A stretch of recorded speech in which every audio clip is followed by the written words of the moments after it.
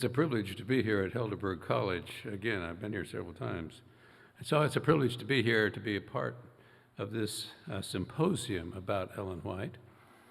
And I have been asked to speak about her as a person, to kind of let us all know what kind of a person she was. But before I do that, I want to read a little poem that some of you may have heard, but maybe the rest of you haven't. And I don't know how relevant it is here in Africa. I hope it's not too relevant, but it certainly is relevant in most parts of the world among Adventists. The poem is entitled, Sister White Said It. Sister White said it. Well, I never really read it, but someone said she said it, so of course it must be so. To prove my point, I'll quote it, though I can't show where she wrote it. But someone said she said it, and that's all I need to know. It saves a lot of time for me if I just listen carefully when others speak of Sister White and what they say she said. Though I can't repeat it word for word, I'll tell you what I think I heard and quote you things from Sister White that no one's ever read. I hope that at the end of this symposium, we have helped clear the air a little bit from some things that maybe people say she said that she never really said, or the way people understand her, that she never intended us to look at her writings that way. A text to begin with, and then some insights into Ellen White. Hebrews 13:7 from the Revised Standard Version. Remember your leaders, those who spoke to you the word of God. Consider the outcome of their life and imitate their faith. So, what kind of a person was Ellen White? Well, let's give a few facts to begin with, and then I want to share a few stories about her. She was about 1.6 meters tall. Late in life, about 1909, she died in 1915, she weighed about 63.5 kilograms. Though as a young girl, she weighed less than about 36.3 kilograms. Her hair originally was brown, but it turned gray as it aged. She had gray eyes, or another place she's said to have had blue-gray eyes. Her complexion was rather dark. Her favorite food, tomatoes. Though she also liked thistle greens and potato meal, she could not eat lentils or beans. Apparently, she was allergic to both of those. And she, in one place, says she could not eat milk gravy or milk toast. Her favorite color, pink. Her favorite flowers, red roses, though she also liked pansies. Her favorite hymn, Jesus, lover of my soul. In her diary of July 15, 1892, after quoting 2 stanzas of that hymn, remember this is her diary, 2 stanzas of that hymn, Ellen White wrote the following: My whole being longs after the Lord. I am not content to be satisfied with occasional flashes of light. I must have more. And her favorite Bible text, 1 John 3:1, Behold what manner of love the Father hath bestowed upon us, that we should be called the sons of God. But, as I say, what kind of a person was she? And I'm going to, as long as the clock lets me go here, I will try to share a few insights. Number one, first and foremost, top of the list, Ellen White was deeply in love with Jesus. Many years ago, I had the privilege, actually I was in college, I was about 20 years of age at the time. I had the privilege of meeting several of Ellen White's grandchildren. She had 7 of them, I met 5 of them. Real privilege to talk to people that remembered Ellen White. I was talking one time with Ellen White's oldest granddaughter, Ella White Robinson, who was 33 years of age when her grandmother died. And I said, of all your recollections of your grandmother, what's your absolute most favorite one? And she said, that's easy. She said her grandmother was preaching one Sabbath. She was wearing a loose-fitting black sack dress. You've all seen pictures of Ellen White, I'm sure, so you know what Ella was describing. And it really was black, I know they're black and white pictures, but the dress really was black, apparently. She was wearing this loose-fitting black sack dress, and she was talking about the matchless love of Jesus for each one of us. And Ella said right in the middle of her sermon, she paused, and she looked up as if she were looking right into the very face of Jesus. And she said, "Oh, Jesus, how I love you. How I love you. How I love you."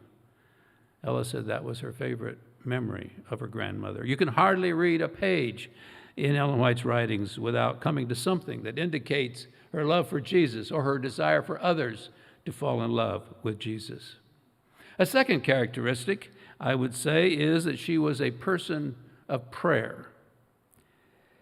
A person of prayer. If she couldn't sleep at night, she tells us she would lay in bed and pray, after which she would often get up and write. There was a story told by H.M.S. Richards Sr., the founder of the Voice of Prophecy in America. As a young boy, he had grown up in the Adventist church. In fact, at the time of this story, his father was the president of the Colorado Conference in the middle part of the United States. Harold had never seen Ellen White, though, as I say, he knew about her, of course, and he had never really made up his mind about whether or not she was the authentic messenger of the Lord.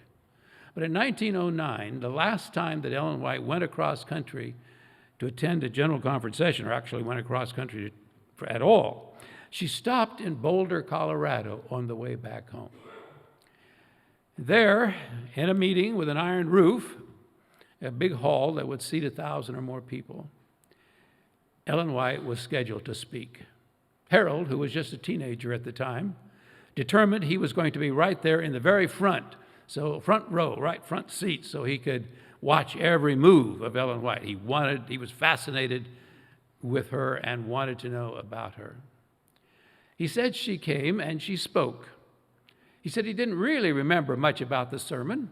It was a good sermon. She used a number of Bible texts in the sermon, but he said it was sort of like a grandmother talking with the people. After she had spoken a while, her son, W.C. White, often called Willie White, Willie came over to where his mother was still preaching and whispered to her that she still had a long train trip and more speaking appointments before she got back to her home in California, and maybe she should kind of pull the sermon to a close, you know. So she said to her son, Harold, there telling this because he was sitting right there within just maybe 2 or 3 meters of where this was all happening, she said to her son, "I must pray for the people first." He said she knelt down facing the congregation on the edge of the platform. Now he's sitting apparently from the way his description would be right about here on the front row. She comes over to the edge of the platform and kneels down, and she begins to pray. "Not our Father, but my Father. Oh, my Father." She talked to God, he said, just as if she were talking to a friend.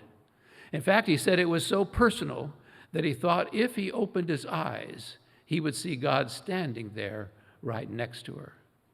And he said as she continued to pray, you could hear sobs out in the congregation as people were beginning to repent of their sins and confess their wrongs to God right there in the middle of the prayer. He said he'd never heard a prayer like it in his life. In fact, he said as long as he lived, he would never forget that prayer. As I just mentioned, he said when Ellen White spoke, it was just a sermon. But when she prayed, God honored her as his servant. Never, to the end of his life, as he would tell that story over and over, never would he ever waver on his belief in Ellen White. He said, I know all the arguments. I've heard them all. And I don't care what the arguments are. I know that she was God's messenger because I was there. And I heard her pray and saw what happened. Ellen White, third point, Ellen White liked people, and people liked her. In fact, she was generous, some might say almost to a fault. She was always doing things for people. For instance, I've been told that at the 1888 General Conference session, the great Righteousness by Faith General Conference session, sometimes said to be the most important General Conference session that our church has ever had, that while Elders Jones or Pastors Jones and Wagner were up there preaching about righteousness by faith, the servant of the Lord, Ellen White, is sitting in the congregation knitting socks. Why was she knitting socks? Well, because this is the Northern Hemisphere where this happened, and it's in October, early November, and she knew that snow would be coming to the northern states in the United States, and while her heart could be warmed by the preaching of Jones and Wagner, her hands could be knitting socks to warm the feet of Adventist ministers. In Australia, while she lived down there from 1891 to 1900, she used to buy bolts of cloth. Why would she buy whole bolts of cloth? Well, because there were a lot of people down there, a lot of ladies down there who really didn't have much money. There was a worldwide depression on, and so Ellen White she'd have all this cloth there that she had bought, and if she saw some young lady or some woman there on the campus of the new school, why, she would slip over to her and she might say something like, you know, I have some cloth, some yardage that I think would make into a beautiful dress for you. If you'll come by, I'll give you the cloth so you can make yourself a dress. And if the lady said, well, unfortunately, I don't know how to sew, Ellen White said, no problem at all. I have seamstresses on my staff, and we'll make the dress for you. So a number of ladies went to meetings, church services, school classes, in dresses that had been made from cloth that Ellen White had supplied. Ellen White was a gracious hostess. Some people think, oh, she was so extreme and so domineering, dogmatic, that you would hate to be around her. Not so. People loved to come. Why not? She was, as I said, she was a gracious hostess. So she always had lots of company. She had orchards usually where she lived. She had big gardens, so she always had fresh produce, and when it wasn't in season, why, they canned, and Ellen White got right in the midst of everybody else and helped can. This was not something, a hands-off job that was too much work for her to get involved with. She would get right in there and help can. So they always had lots of good food. But she had, in fact, she told her cook, she said, always make a little extra food, because she had a big staff, she had a cook. She said, always make a little extra food, because you never know if someone may show up at mealtime. And if they do, they'll be hungry, so we want to make certain we have food for them. Now, she had a couple of interesting rules that one of the granddaughters told me. One is that nothing unpleasant was ever to be discussed at the meal table. Ellen White figured that you had all day to discuss your problems. So if you're having a bad day, don't bring them with you to the meal table. We're going to have a pleasant conversation. We're going to enjoy the good food. And after the meal, if you are having a bad day, well, I'll talk with you afterwards. We can visit, no problem. But not during the meal table. So that's another reason why people like to come, because you're not going to be discussing unpleasant things. You're always going to be discussing something pleasant at the meal table. And as I say, people came and came. Oh, there was another one that the grandchildren liked. I don't know how it is in your family, but in my family, as I was growing up, we had to take a little bit of everything if it was being served. That was just the rule. If you want dessert, you got to have a little bit of everything. That was not the rule, apparently, in Ellen White's house. Her rule was, well, I should back up and say, they served everything at the table family style. So the cook would bring in a bowl of potatoes or a bowl of carrots, cooked carrots or whatever it was, and it would be passed around.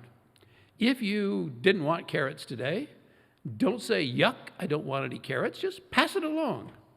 There's going to be a lot more good food at Grandma's house, as one granddaughter told me. Lots more good food. So just pass it along. And people came, as I started to say, and stayed and stayed. In fact, so many people came down there in Australia where they were trying to get Avondale College started. So many people came and would try to stay. They wanted to stay with Ellen White if they could. Well, why not? Good food, good company, and she never charged. So it was all free lodging. In fact, she wrote to her son one time, and she said to her son Edson, who was in the United States, I think I should put a sign on the front of my house that says, free lodging for man and beast, because they all come anyway, so why not? Her grandchildren recalled that they were asked to do things with a smile, and they were expected to respond with a smile. I talked about her, mentioned her generosity. Ellen White was so involved in supporting this church. I know some people like to say she kind of wasn't, but she was so involved that we have records of her at the White Estate borrowing money, paying as much as 8% interest so that she could give something to help start a new school or build a new church. She also liked to help students get an education. Rather than just giving students money, if she were living, and often she lived close to a college or an academic institution, she would provide them with work opportunities. So she didn't just pay off their bills, she provided work opportunities because she wanted people to feel like they were paying their own way, to have the dignity of having paid their own way and not just being objects of charity. The same thing with clothes. She did not give away her old clothes because she knew how to patch things and all. She would buy new clothes to give to those who were in need of clothes.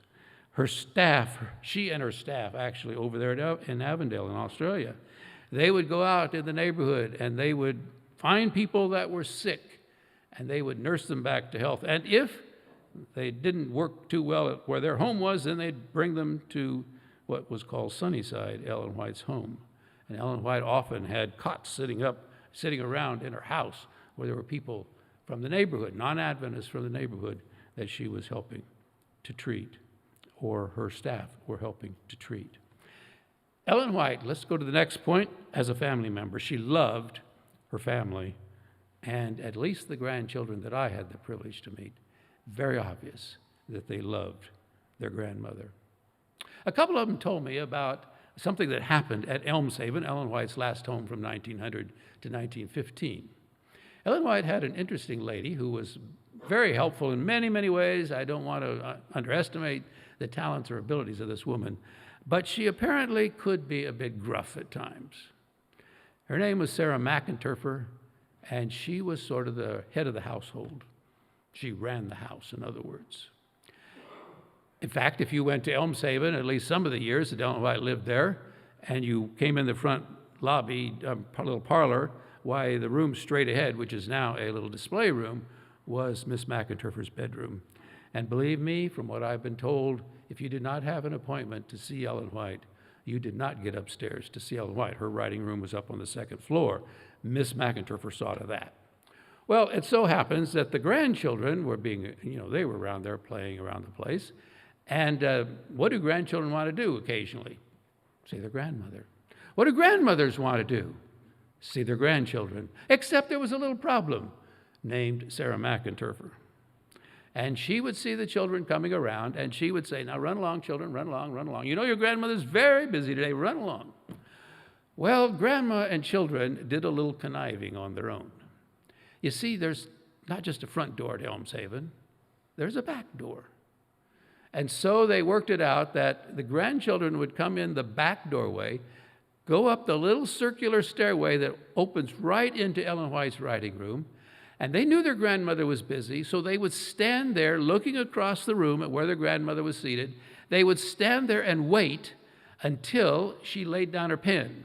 Once she did that, that was the sign they had worked out between them. And they would run across, scamper across the room, climb up in her lap.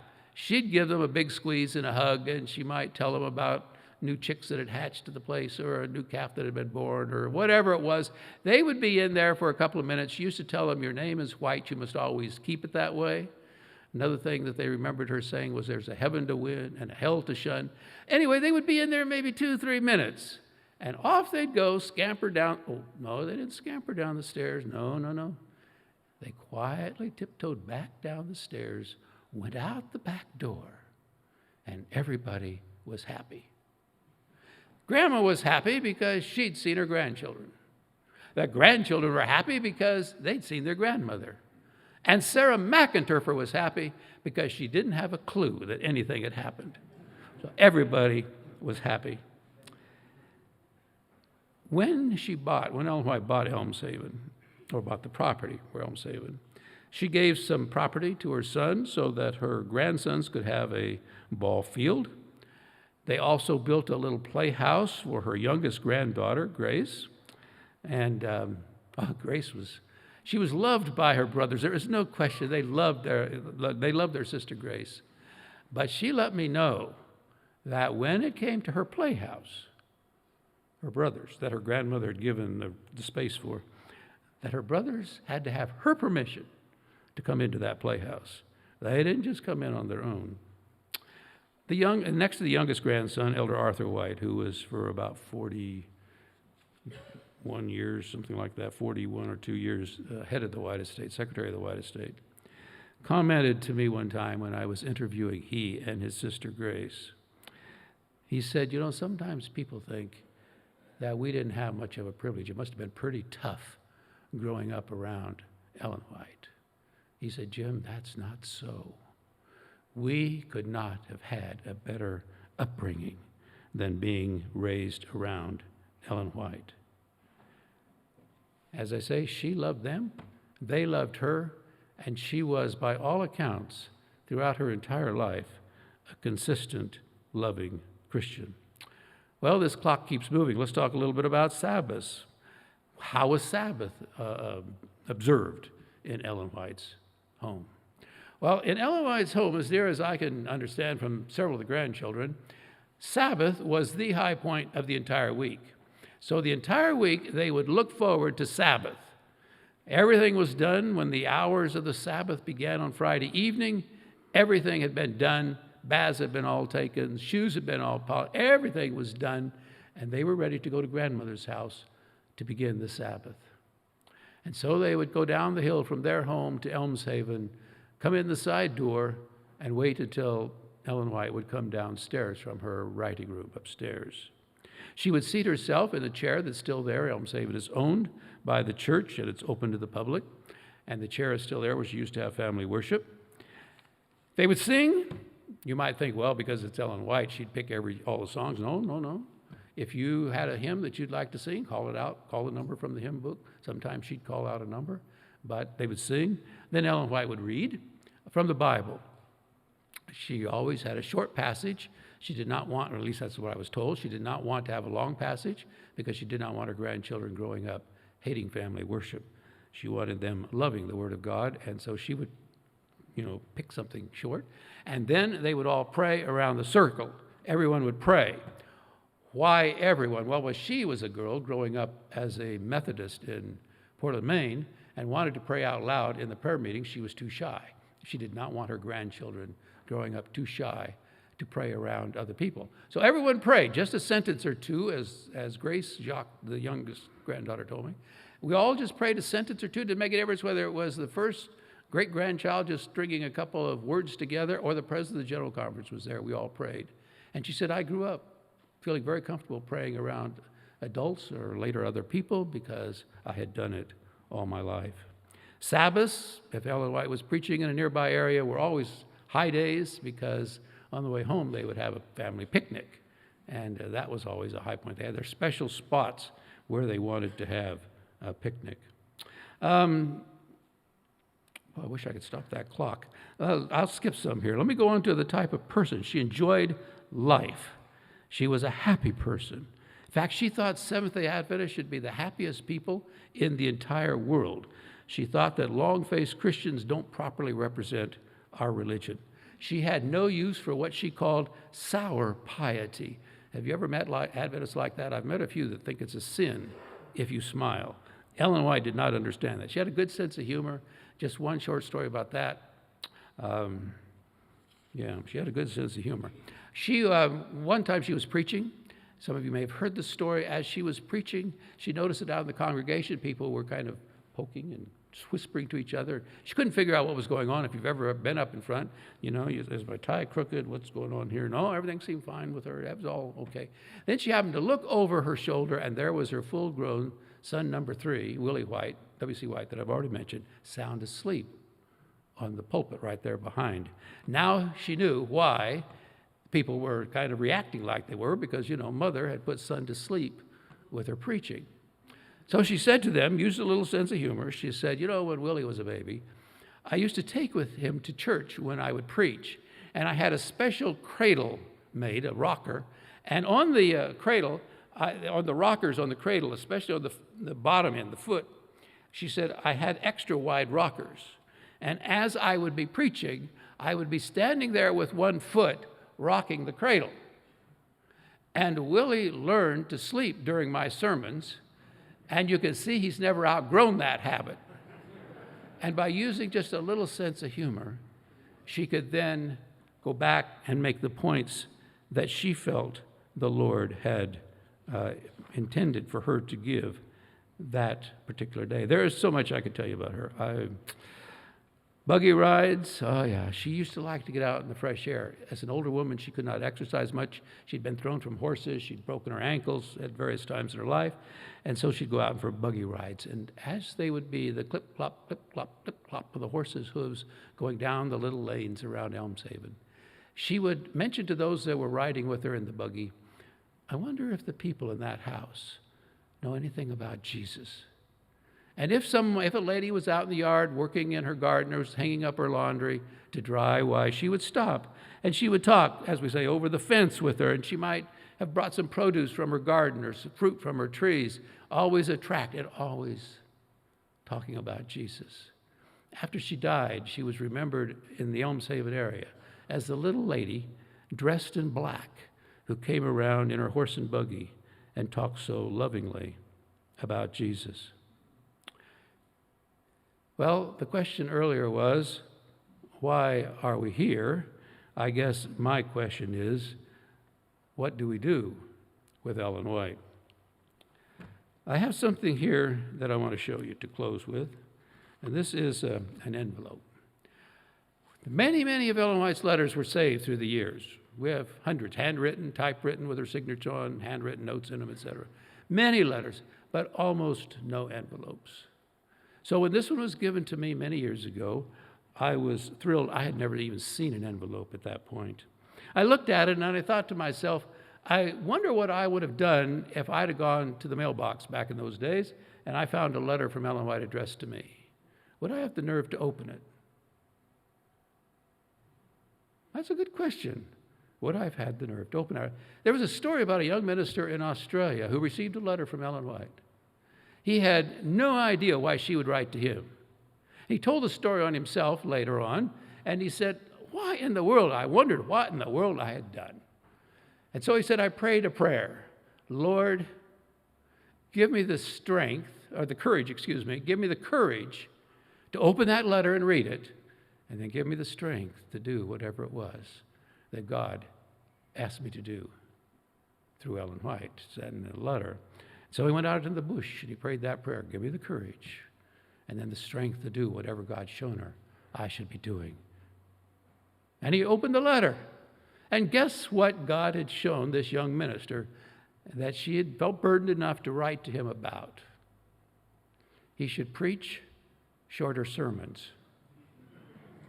He was preaching, he said, he admitted when he told the story on himself, he admitted he was preaching about an hour and a half at a time, and he thought that if he would lengthen his sermons to 2 hours, he might hit a few more people, out there in the congregation. And here came the counsel, preach shorter sermons. What practical advice for that young man. What did he end up doing most of his life? He was a chaplain in several of our different sanitariums. And if there's one thing sick people do not like, it's someone who comes and just sits and talks and talks and talks. And here was the advice. Say what needs to be said and sit down. So here we are with this envelope. Ministers sometimes would come to camp meetings when they knew Ellen White was going to be there. And they were a little nervous because they knew sometimes God had given messages for them.